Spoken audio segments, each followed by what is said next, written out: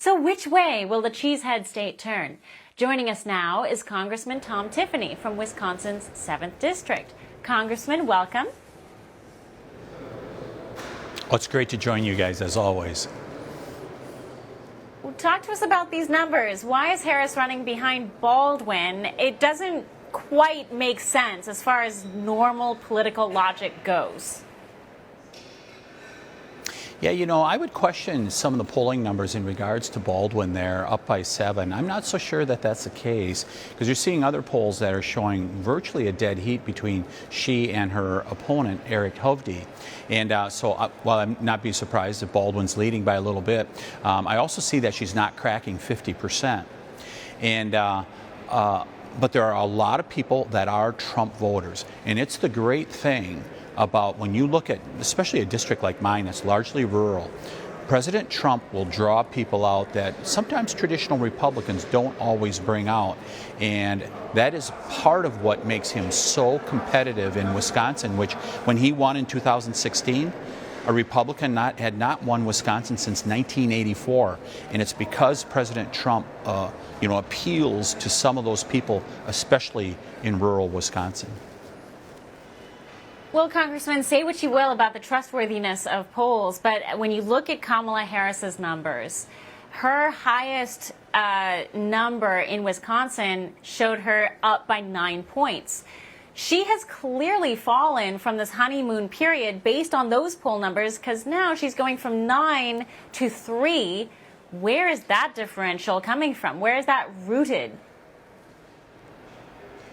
Yeah, I'm just not sure where the poll numbers come from at times. You know, I'm sure that there was a bump there. And remember, I believe that some of the enthusiasm for Vice President Harris was just that Joe Biden was now gone.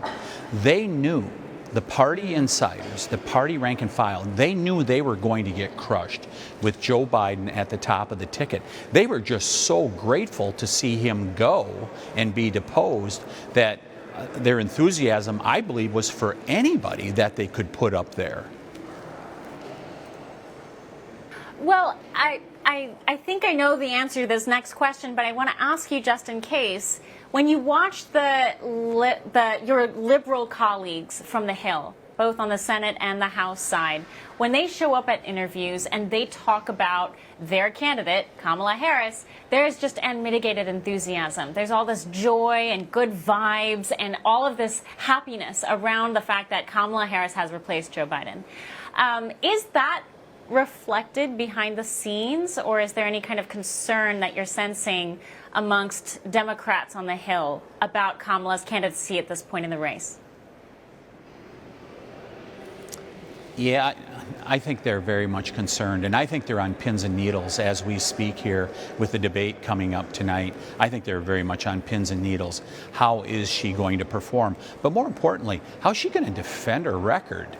I actually believe tonight that you're going to see her come out with a couple positions where she's going to say something like, well, I stand by the work that me and Joe Biden did. There are a couple places that were different.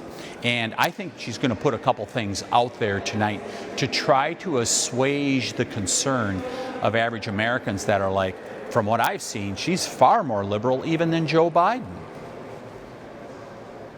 Oh, no doubt about that. And I mean, arguably, she's the most liberal candidate that the Democrats have ever put on this ticket at this scale, with no popularity numbers to back her up.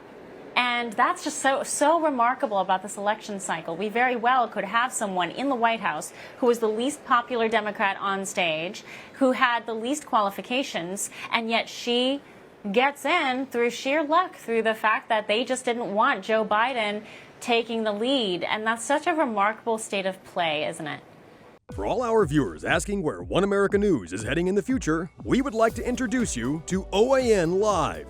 OAN Live is the best way to stay up to date on all of the hard-hitting, straight-shooting, national and international headlines. And the best part is, OAN Live is only $4.99 per month.